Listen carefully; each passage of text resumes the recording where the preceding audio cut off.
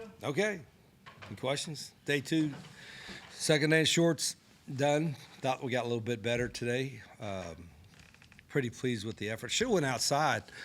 The weather was pretty nice. It's just we're going to get our turfs at the stadium and our turf on our practice field replaced here in a couple months. So I'm kind of anxious to get that done. But we got better. I thought our guys worked pretty hard.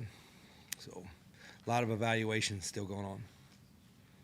So, Rich, speaking of that evaluation, what is it that's important to you when you look at effort and ability are two things you think of, but what else, or what, tell me what you think of when you look at I think I may have said this the other day. I think, like, playing really, really hard, to me, that's an ability as well. You know, people say, well, he's plays really hard, but he doesn't have a lot of ability. No, that to me is a certain type of ability, you know. So we want obviously got to have a certain skill set and, you know, certain size, strength, speed, all that kind of stuff. But the playing hard part, you hope is a given. But I've always said this. There's a difference. You know, when guys sometimes they think their version of playing hard and coaches' visions of playing hard is not the same, and so we're trying to make sure it's the same. 2 days, being shorts. I know you're doing what you're doing, no tackling, but were there any standouts or any areas, positions? No, I thought the progress of the quarterbacks has been good to see. You know, we've got 3 quarterbacks that have taken reps or started Division I football games, and then we've got a couple talented freshmen at quarterback. So I think that room has showed pretty good progress. And again, everything is all new to them, so it's second practice. So they did a good job getting there. I still think we got to get a little more depth at wide out. We just don't have the numbers right now at wide receiver. Offensive line, they're all new. You know, I know the whole starting unit and probably half of the second unit was gone, so we're kind of starting all over right there. But that group works really hard. So, and Coach Alley is he's aggressive from the start with defense, and so I used to try to rein him in a little bit. Hey, Zach, slow down. Don't put all this stuff in early. But Zach got a method the way he wants to do it, and they seem to handle it pretty well. Look at that, nice and cold. Is receiver and maybe any other position that you're aware of something that's already in your mind for adding more in the spring quarter, regardless of what happens? Yeah, like I said, the worst part after spring is going to have to let guys go, because if the roster, after our Big 12 call yesterday, it looks like roster limit's going to go to 105, and I don't like that. I mean, probably most coaches don't.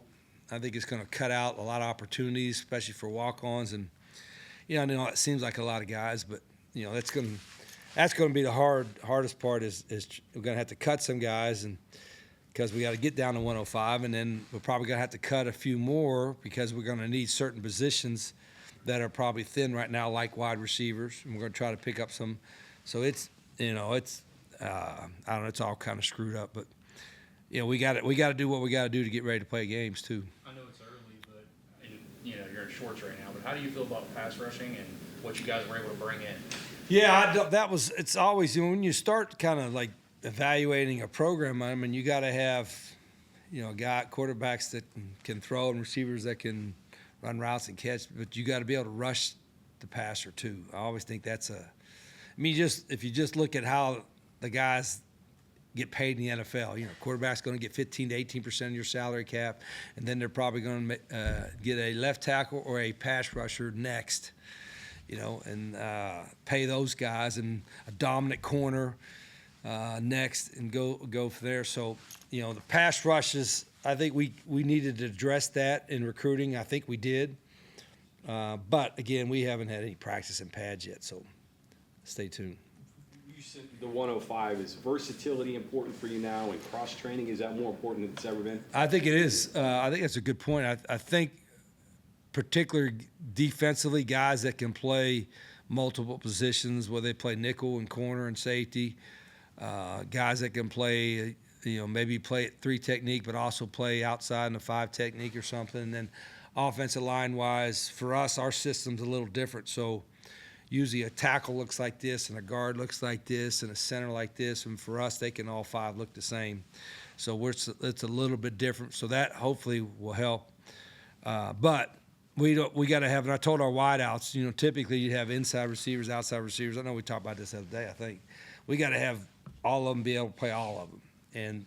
But that goes back to us coaches, is that we can't make it so complicated that the guy can't do that.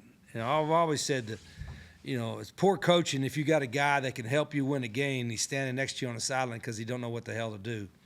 That ain't his fault. That's ours. And so we have to make sure that we're not doing too much, that guy that's got a chance to help us can actually help us if we coach him up. Speaking of the quarterbacks, in your experience, has it been, I guess, I don't want to say easy, but not as tough for quarterbacks to learn your offensive scheme? Has it been more complicated for them? What's it been like for quarterbacks? Well, I've always said you got to have a system that's freshman friendly. I said this way before the portal days, simply because you're going to lose guys or what have you. Now, since the portal days and so much roster turnover, and I thought somewhere, I don't know, it might have been like 60% of starting quarterbacks in Division I were transfer guys. And so you better have a freshman-friendly type of system. That doesn't mean experience doesn't help, because it does. But we're trying to have the freshman-friendly system for all of our guys, especially on offense. But you've been freshman-friendly since the first time around with Rashid and Pat. And Rashid was redshirted a little bit, wasn't he? And then Pat was redshirted. Right. And then that's how smart I was. Pat wasn't the full-time starter until the Louisville game, right? And Adam get hurt. Pat goes in there and goes up and down the field and rallies his back. And I'm like, hell, I should have been starting him all along. Yeah, right. I should have. But, sometimes you don't.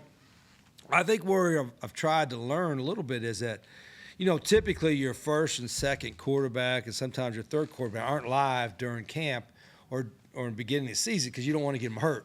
So even though they run, you may not be able to see how well they run until they go actually live, right? Well, and that was the case with Pat. When it's live, he was even faster. It was the same way at Arizona. He had a quarterback with Khalil Tate. I mean, he didn't start against Colorado, and in the first quarter he goes in there and he runs for 300 yards or something, and we win, and Mike McIntyre, coach of Colorado, he's like, where'd he come from? And it's like, how smart are you? Yeah, I'm like, no, I know. He should have been starting all along. So I think you got to figure out how to evaluate your quarterbacks from the run standpoint, but also not put them in too much harm's way. That's kind of a balance we're trying to do. I know we're still very, very early in terms of quarterback battle and naming anybody, but in general, what's your opinion on some coaches that, especially in the college game, you have a starter, but for 1A, 1B, the number 2 guy will still get in more than just the FCS game. He'll have packages, he'll play throughout the year, kind of a 2-man thing. Yeah, I've always been that. Some coaches say if you have 2, you have none, or you have 3, you have none. I don't believe that. I always just tell them, if you're good enough to win with, I'll play you at any position, including quarterback. Hell, at Ole Miss, we were rotating guys in and out, and some people question that with Matt Corral and John Rice Plumlee, but they were both good enough to start. John Rice was a true freshman. I hope I have 3 quarterbacks or 4 quarterbacks that are good enough to win with, and that'll be give me a comfortable feeling that we can do anything we want and not worry about, oh gosh, we can't run that because he might get hurt and there goes the season. So I think, just again, we haven't been paths on that, but I think the mentality we have in that room, there's some really, really competitive guys, and they're going to want to show what they can do, both in practice and obviously in the game. So I feel, like I said, that's a room I feel good about right now. One more question about versatility. How does that apply to your special teams, and how will you fill in those? Yeah, I'm a little different there too. Most guys will say, well, put all your best players on special teams. I've always thought I like having backups as starters on special teams because, one, they're fresher, but also, two, they take maybe a little more pride in that. Now, if it's a special teams guy, like a punt returner, or a guy that's great on a kickoff or a kick returner or something like that, it could be a starter. But typically I'll get guys that maybe are in a rotation, that they're maybe a backup at a position, but they're going to be great special teams players. So I'm a little different from that standpoint. Rich, you talked about putting together a team. you came here, the rules were totally different, everything was different. Can you follow the same game plan, putting a team together as you did then? And what, how are you restricted? Yeah, I think that has, like I said the other day, the goalposts have moved. You better move a little bit with them. So like all your methods, all your kind of philosophical things that your core part, your culture part, you could keep the same, but how you recruit, how you manage a roster, some of the decisions you make on who to bring in, all that, I think it has changed, and you had to learn to grow with it.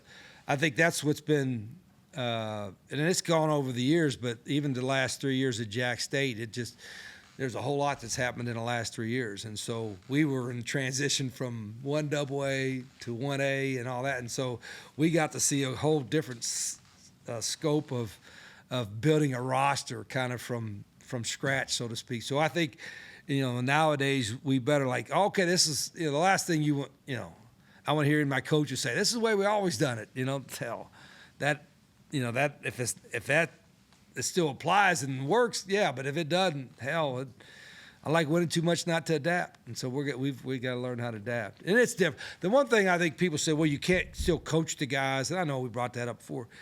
You can't coach them the same as you used to before and whatever. I think now you just have to explain yourself more, but I still think you can coach them. I'm going to. And if they don't want to be, like I said, it's not ego. If they don't want to be coached, I don't want them here. Good players want to be coached. So our guys have shown they want to be coached. When you came here, your first year, you went. It was through hell. awful. You went through hell your first year. Yeah. Do you have to do that now, or are you more advanced now? Well, I'm smarter, I think, and wiser, but I'm also got a bigger staff. I can help me, and then I think there's some things that's different now that helps you build a roster maybe quicker. With the transfer portal. Back then, it's like you may have lost a lot of seniors, and man, you're going to really take you a couple years to build those young guys up. Now, I don't know how many transfers we brought in, 25 or so, whatever, 28. Though most of them are grown men, so there's still a difference between an 18-year-old high school kid and a 22-year-old fourth-year grown man that's been in a program somewhere. So I think you can fix, and answer that question, Bob, I think you can fix some issues quicker than ever before. Now you'll have other issues that come up, but I think you can fix stuff quicker. Obviously, your quarterbacks have the most on their plate in terms of both just play and diagnosing, all those kind of things. What are a couple of the other positions that have a lot more things to do than just their assignment on the field? Well, your typical defenses, your linebackers, we do so much stuff defensively. Zach is pretty multiple in his stuff, and so he'll put a couple linebackers under stress on far as the mental standpoint of it. It's not. I don't think it's really hard O-line wise, but what's different is the pace is, so they don't have, we don't call a play and then they have 25 seconds to think about it and then they go. I mean, that's not who we are. And it always drives me crazy to watch all these NFL games and every play goes down to the last second and, on the play clock because they want to be in the perfect play. They try to be in the perfect defense. They try to be in the perfect play on offense. So it always runs down. And he's almost like, snap it. You're going to get a 5-yard penalty. You know what I mean? If we're getting delay of game penalties, you better check my pulse because that shouldn't happen. This might be a long answer, I guess, but zone read and just the things you did for so long, how much is the same and how much has changed over time? Yeah, good question. Back when we were doing it, just the tempo and some of the quarterback run stuff, zone read stuff was new 20 years ago. It was in basically from a schematic standpoint, one difference was, most defenses would, if you're running a run play to this side, this is how they would fit the run on that side. And the backside guys, you would just tell them, hey, chase the ball, don't lose contain, watch the cutback. Now they'll fit the front side one way, and because the quarterback might be going this way, they'll fit the backside another way. So you're fitting as a defense, instead of just chasing the ball and watching the cutback, you're fitting it one way to the one side and fitting it another way to another side. And so they've become a little bit more complicated in how they're defending possible quarterback runs and misdirection stuff that, you know, we try to make everybody defend the whole field, but inevitably we've got to put our guys in a position to do that. Quarterbacks I'm talking about. I guess the effectiveness is that it's relatively simple, but they haven't stopped it for so long too. Are you just very good at a small number of things, or do you have to add? Well, we've had to evolve.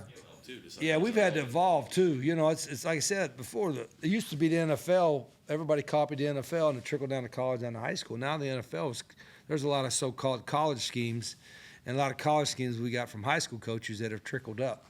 You know, so you're seeing more athletic quarterbacks. You're seeing the NFL run that guy, even though he's getting 16% of their salary cap.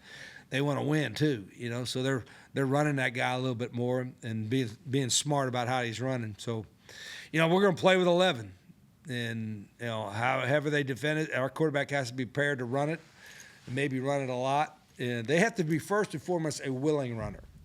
And then if you have some certain speed or certain type of wiggle, and I've had really fast guys, and I've had some kind of power guys. Like I had the kid this past year, Tyler Huff, was kind of a tough power type of runner. The Pat Whites and Rasheeds and those guys were kind of the speed runners. Technology has evolved in recent years. So how much do you use GPS units in practice to check? And then helmet communication. How much Yeah, is the there? GPS thing's been great, and I think it's accurate for the most part. And we got all of our guys on it, and our strength staff does a great job with it. You know, I think the biggest measurables you can see is, you know, I don't know how accurate the speed part of it, going 21 mile an hour or something like that's fast, but I think it's relatively accurate. But I think the best thing that we get from it is probably the yardage that they get. You know, like other practice, there was, you know, most of the skill guys were getting 6,000 yards, you know, or so, and then the linemen were getting 5. We had one little problem though. We had the linemen were all getting 5,000 yards, and one particular lineman got 8,500 yards. And I'm thinking he must have kept his on while he was driving home, you know, because how the hell was it? Was he pounding his chest, or did he keep his vest on when he went home or something? Because I don't know how he got 3,000 more than everybody else. Offensive linemen, they hang together. But anyway, so that part of the science is really good. And then the GPS thing, I think it's been helpful to the quarterbacks. Now, I'm not on it because that would be a disaster for them, because I'd be screaming and yelling, and they'd be like, that would be terrible for them. So Rhett, with his calm demeanor, he's been the guy he's on the one that's talking to the quarterback. And it shuts off at 15, but most of the time for us, we're snapping it anyway before then. So, I know the quarterbacks and even the linebackers with the coordinators, that's been a good help for them. I think back to your first time here, you were apt to putting your best guys on the field, even if it was the same position, I think, of Quincy Wilson and Avon Colburn. Does that still apply today? Oh, no question. If you have guys that are like those guys that are, you know, whatever you want to call them, playmakers, the guys that you got to find a way to put them both on the field. Same way Owen Schmidt. You know, Owen Schmidt was, you know, obviously he was kind of a fullback type, but Owen Schmidt had really good running skills. He was underrated as a runner. I'm talking about you could hand the ball off to him and he could bust a long run. So that's what we're kind of part of what our evaluation in the spring is, looking at some of these receivers, these slot guys, and then how do we get them involved more than just throwing passes to them? Do we need to get them in the backfield? So we got enough variety eventually in our system to once we evaluate that to put them in spots. You speak about Red a lot and what he's done for you, and obviously even Pat White now back with the program. What makes Rhett ready for this opportunity at a Power 4 program? I know he played, but this is a big-time job. And then even what makes Pat White, he's been a coach for a while, but what makes him ready? Yeah, the same thing. First off, they know the system, and they know how.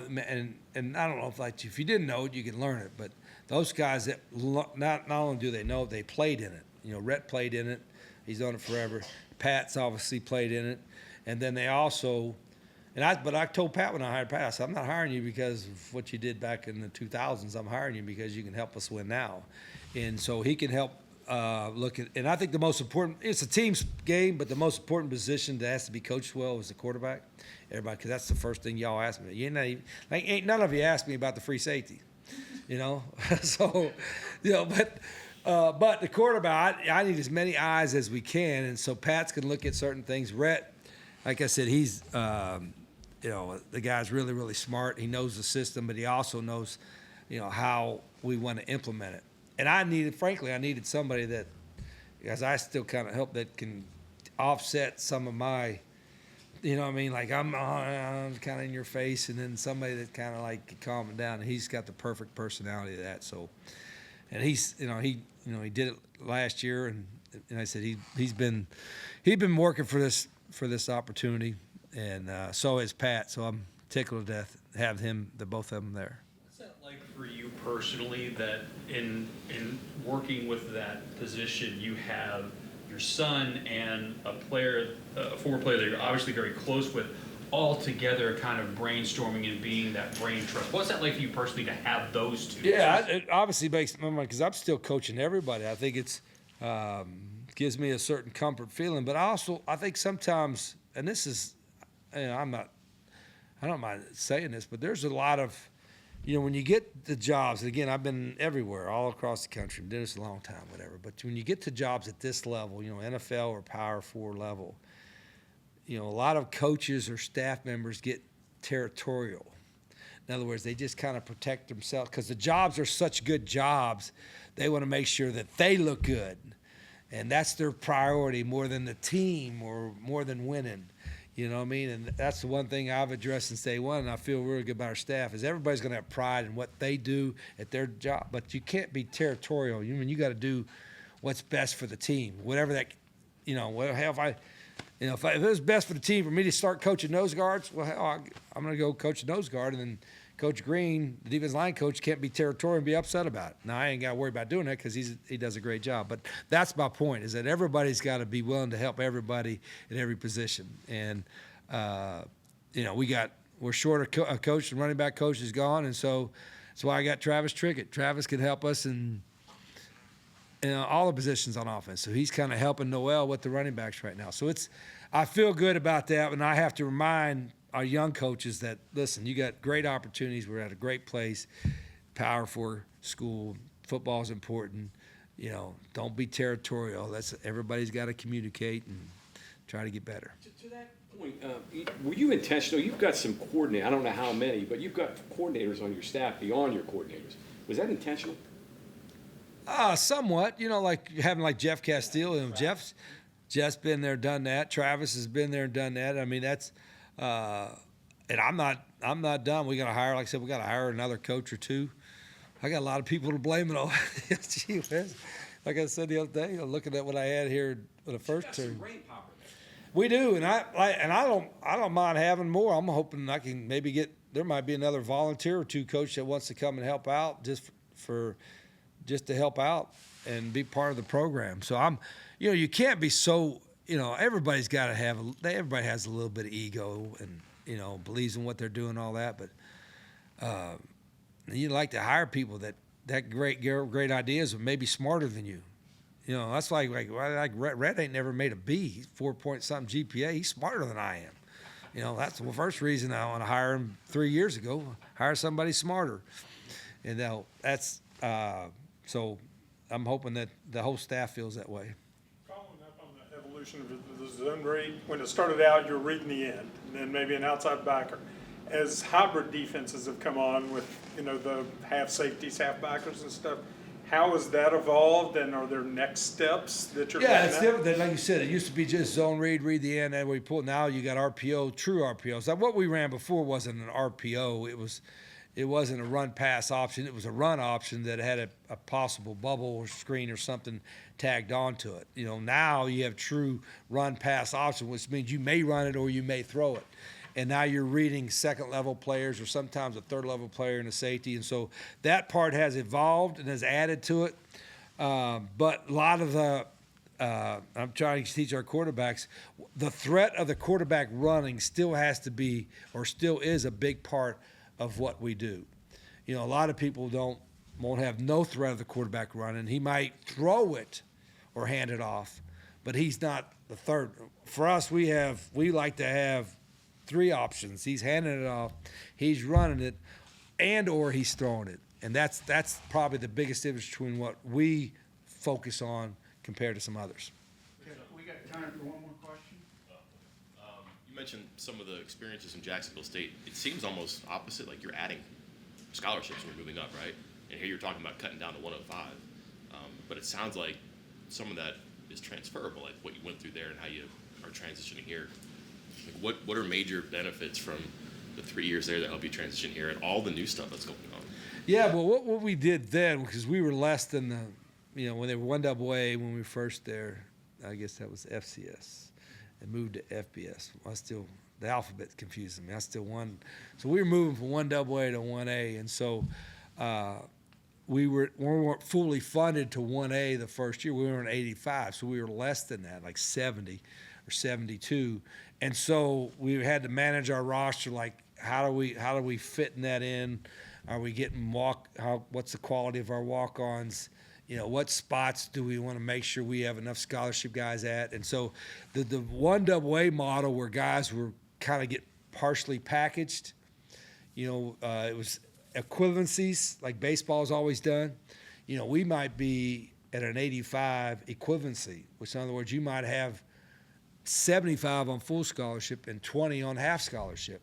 And so our experience doing the 1AA thing and my experience doing Division II even before that, I thought may be able to help us get more of a quality roster from 1 to 105 than you would think before. So that's our thoughts.